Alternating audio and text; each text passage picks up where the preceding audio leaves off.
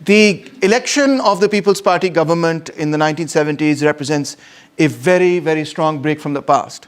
Well, first of all, if we're talking about breaks, the biggest break, of course, is the fact that Pakistan itself is broken. East Pakistan becomes Bangladesh. And that we have always underestimated. The economic importance of that, I think maybe perhaps the political importance of that we've understood, but the economic importance of that we've always underestimated. Secondly, this is the first time in Pakistan's history that you now have an elected prime minister. Previously, you have civilian prime ministers, but they are not elected via a mass vote in the same way. And of course, the public of Pakistan ends up electing very, very left-wing leaders, both in East Pakistan as well as in West Pakistan.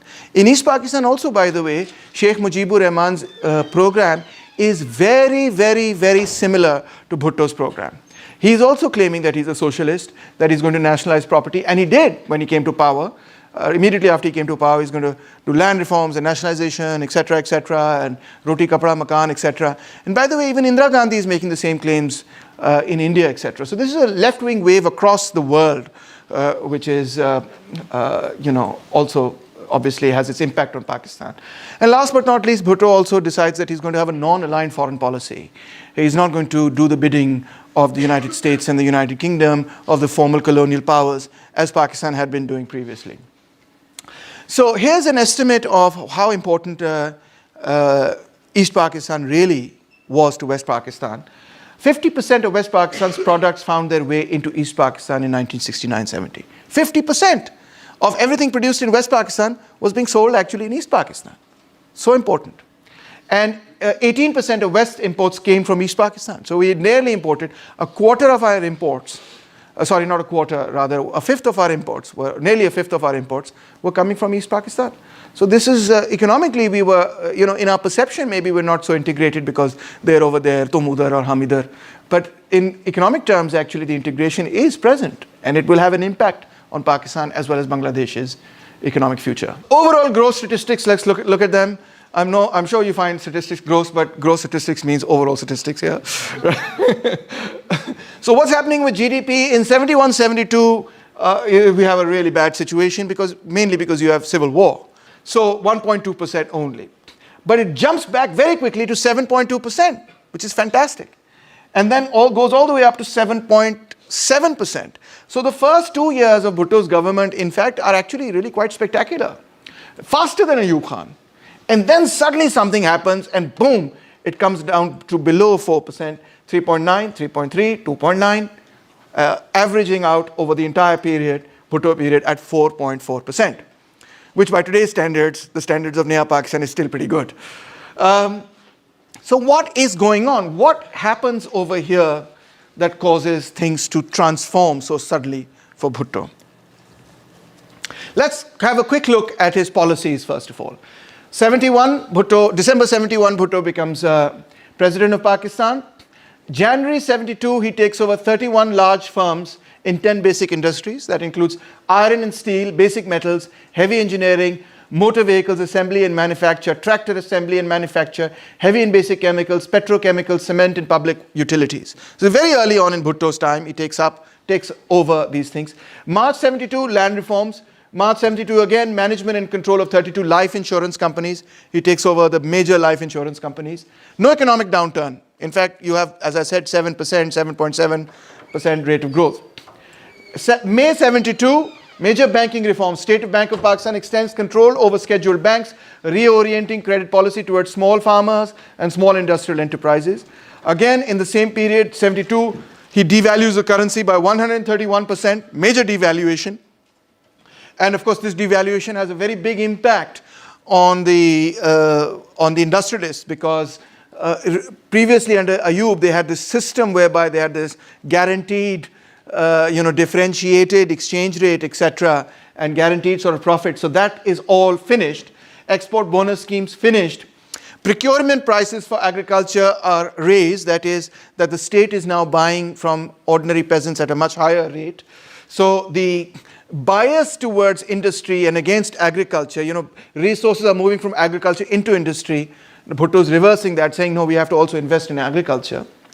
Comprehensive labor reforms in June 72, basically giving a lot of trade unions, etc., rights and collective bargaining authority, education, cess, etc., many of these things. Comprehensive public health program, that's basically his promise to provide sehat to everybody, health facilities to everybody. Nationalization of educational institutions in September 1972. This includes things like FC College, etc. Many major institutes are taken under the government. They are no longer private. I think convent also, if I'm not mistaken. Trade in cotton and rice is nationalized in 73. Now, by September 73, vegetable oil, petroleum marketing and shipping is nationalized. This is when Ardeshir Kavisji loses his big shipping, industry, etc. That was the only one there, etc. Nationalization of all private and domestically owned banks in 74. And then in 76, cotton ginning and husking and flour milling nationalized. These are actually smaller enterprises that were nationalized, and many people thought this was perhaps not a good idea to nationalize them. But he basically nationalized them because these were causing it to control prices, to control the prices of basic commodities. So that's, in a nutshell, you can see some very serious major reforms between 1972 and 1976, rapidly coming one after the other, very large structural reforms. A lot of people think that this is now moving Pakistan towards socialism. I would argue that it was in fact classic social democracy.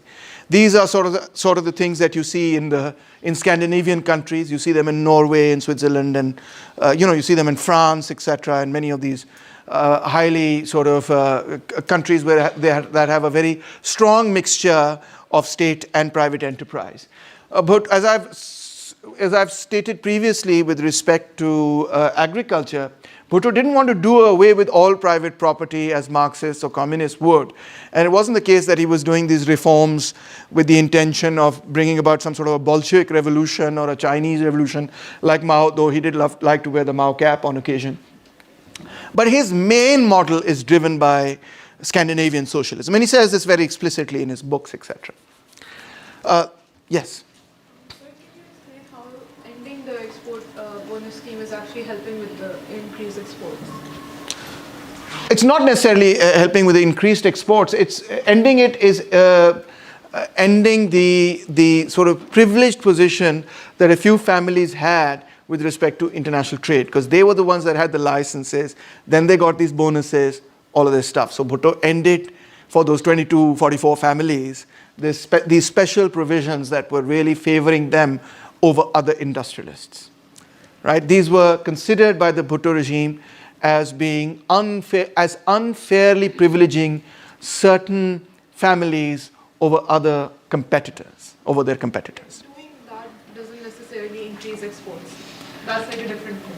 Yes, I think that's a different thing. Exports increase despite doing this. These families, obviously, or economists that supported the previous Ayub policies, may have argued and did argue that if Bhutto does all of this, etc., that exports will dramatically fall. In fact, they didn't. They rose. They increased by 153% over the previous year. Manufacturing exports grew by 19%, etc. So all of that was going up. Meanwhile, also, public investment is going up dramatically. Investment is what money you put into the economy, the stuff that you invest to grow the economy. If at one time in the Ayub period, at the start of the Bhutto period, it was only 5% of total investment.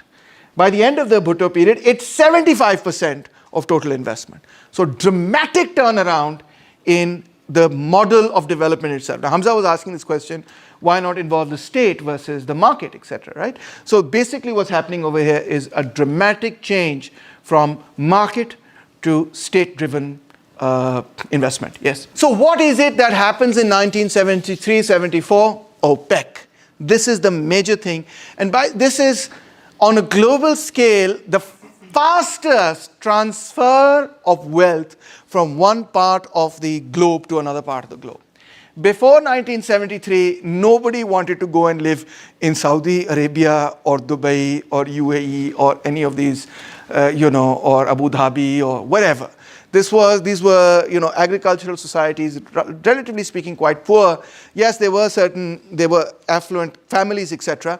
But overall, these countries, they had no major opportunities for people from other parts of the world. 73, OPEC decides to raise oil prices.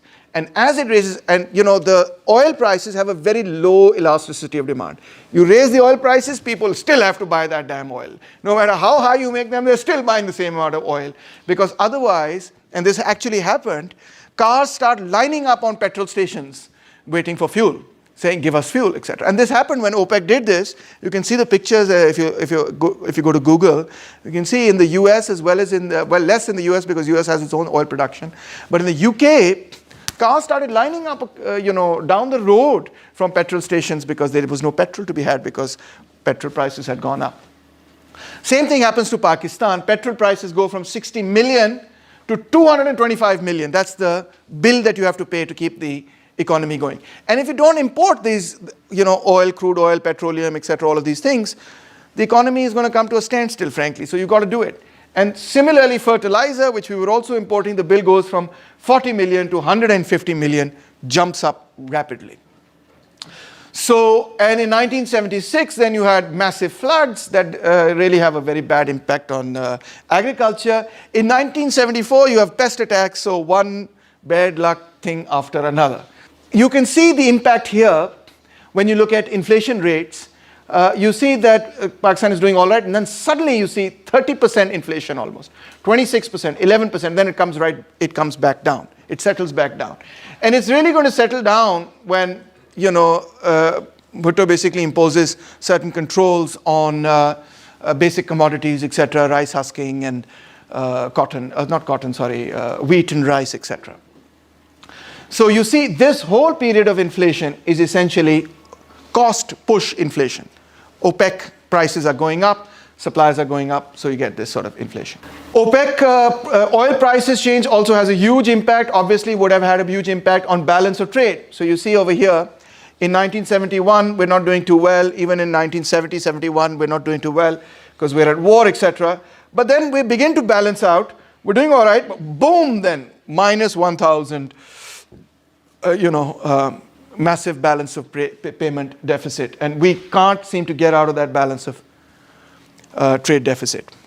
Public sector now comes to dominate. Here is a very good graph, very good sort of table to look at public versus private sector investment. You can see at 1970 to 71, public sector is only 5.3% of total investment, right? This is private sector investment, public sector investment, the total investment, relative share of the public sector. It goes from 5 all the way up when Bhutto is overthrown to 75%.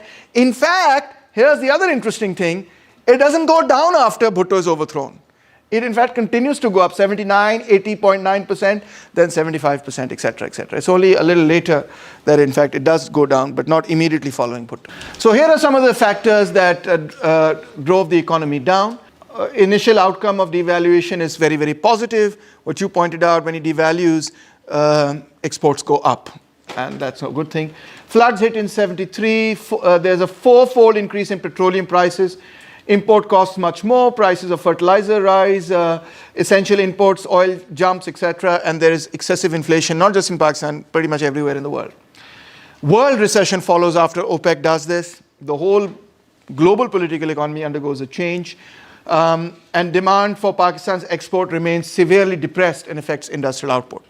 Balance of trade gets bhi kharab ho jati hai. There's a huge failure of crops by as much as 1/4.